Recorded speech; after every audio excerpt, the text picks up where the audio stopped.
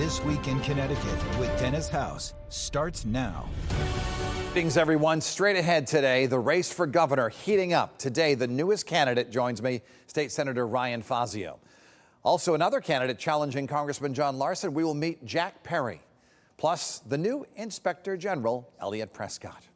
But first, the lead. A big development in the race for governor this week. Governor Lamont has not said yet whether he will run for re-election, but the Republicans are lining up to do so. Westport First Selectwoman Jen Tooker is the only announced candidate, with New Britain Mayor Aaron Stewart exploring a run. Today, the newest GOP candidate. And joining me now is the newest candidate in the race for governor, State Senator Ryan Fazio. And Senator Fazio, good to see you here in the program. Thanks for having me, Dennis. So why do you want to be governor? Well, I love this state. The state's my home. It's got good people, great communities, but people are hurting all across Connecticut. They're facing the third highest electric rates and the third highest taxes in the country. And for the life of me, I believe we could do better. I believe we can do better with the change in leadership and direction in our state policy. I'm running to make our state affordable, to create opportunity and hope for everybody. In your opinion, what is the trajectory of the state right now? I think it's on the decline. We have all the assets and attributes necessary to succeed as a state, the third most educated workforce, natural beauty, strong communities, and yet we're 41st for economic growth, third worst electric rates, third worst taxes, but we can fix all that. I actually have hope. I believe the best days for our state can be ahead of us if we make the necessary change in order to deliver affordability and opportunity. How would you characterize or grade Governor Lamont's job performance? I don't think he's doing a good job. I think he's failed on the promises that he has made to voters. He promised to cut taxes, but if you add up the hospital tax, the business tax, the payroll tax, and the sales taxes that he's raised, it's amounted to nearly $1 billion per year tax increases. He presided over a $400 million per year increase in the public benefits charge. I believe we can reverse those policies, provide affordability and opportunity for all. As you know, the last time the Republicans won the governorship in this state was 2006. They've lost 4 elections in a row. Why is that?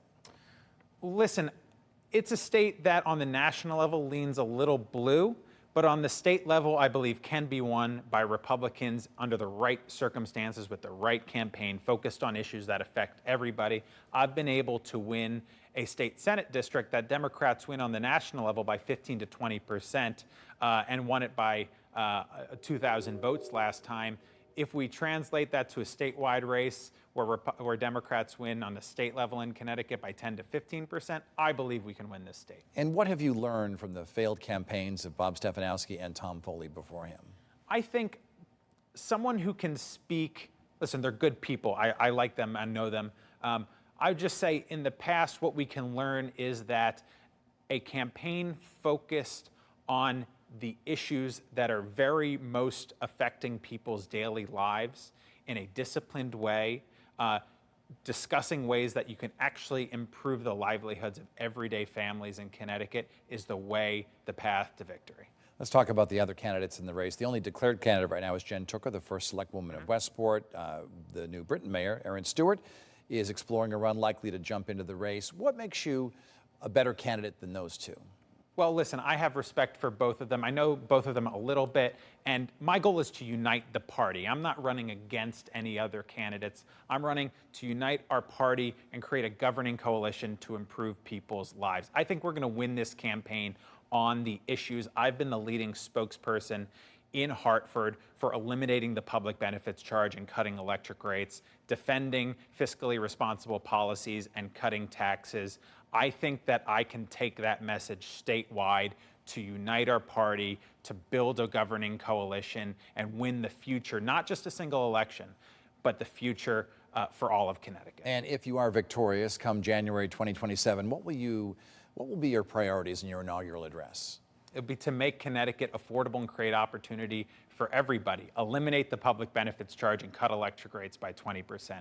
Cut income taxes by $1,500 for the average family in the state and cap property taxes. Support our law enforcement and make the state a safe place with opportunity for all. As you know, the cities in Connecticut tend to be Democratic hotbeds. Hartford, New Haven, overwhelmingly Democratic. Waterbury has been trending Democratic lately. How do you convince people to put a Republican in charge? Well, I think on a national level, this is actually something where the wind's at our back as Republicans, working class voters, Black and Hispanic voters are more open to Republican candidates. I think if we go everywhere, we talk to everyone, more importantly, we listen to everybody, we can bring together a broad-based coalition and focus on the issues that are affecting their lives most of all. I think working class voters, especially in cities, see the cost of living going up and their wages are not keeping pace.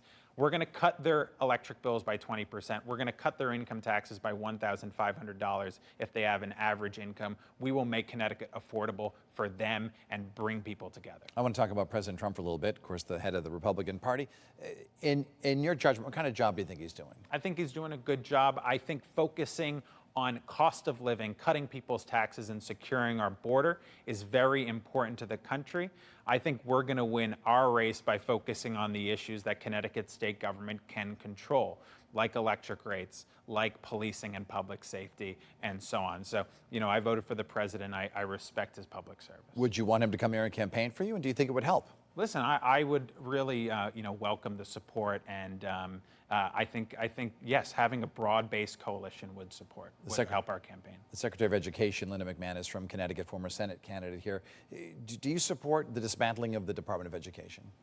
I'm not going to comment on every single federal policy. I know the secretary.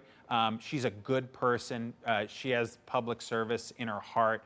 I have a great deal of respect and admiration for Secretary McMahon. She is a really good person who loves her country and her state. One issue that you've been talking about for some time on this program, as a matter of fact, are the high electric rates. What specifically would you do as governor to lower electric bills for people across the state? 2.5 years ago, I introduced a 6-point plan to make energy affordable in the state. The first among those items is to eliminate the public benefits charge. It funds over 50 different government programs that do not necessarily deliver electricity to our buildings, our homes, and our grid. We can cut those and save $1 billion per year statewide, nearly $700 for the average family. We need to reduce the cost, the subsidies to private energy producers who are making a lot of money on the backs of regular people, working class families.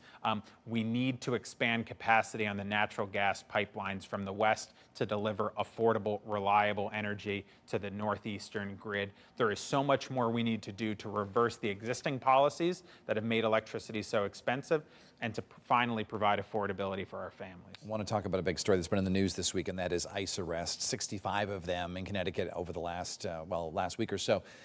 Do you support what's being done? And what would your message be to the mayors of the sanctuary cities in our state, namely New Haven and Hartford? What should they be doing? Well, I'm against the sanctuary state status that we have here in Connecticut. I've been a vocal opponent of the 2019 law, which totally disallows any of our state or local police from working with federal immigration authorities.